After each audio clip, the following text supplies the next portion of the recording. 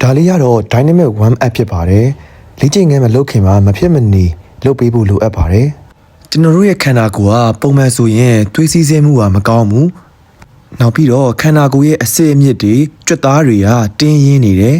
ကြွက်သားတွေတင်းရင်းပြီးတော့အစစ်မြစ်တွေကတင်းရင်းနေရဆိုရင်ကျွန်တော်တို့လေ့ကျင့်ခန်းလုပ်တဲ့အချိန်မှာချောချောမွေ့မွေ့နဲ့လေ့ကျင့်ခန်းလုပ်လို့ကောင်းမှာမဟုတ်ဘူးကြက်နေတာတွေတင်းနေတာတွေနောက်ပြီးတော့ထိထိရောက်ရောက်လေ့ကျင့်ခန်းလုပ်တဲ့အချိန်မှာမထိရောက်တာတွေဖြစ်တတ်တယ်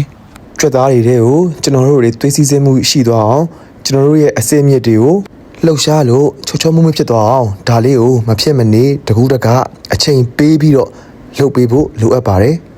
ဒါကြောင့်လေ့ကျင့်ခန်းမလုပ်ခင်ဒါလေးကိုမဖြစ်မနေလုပ်စေချင်ပါတယ်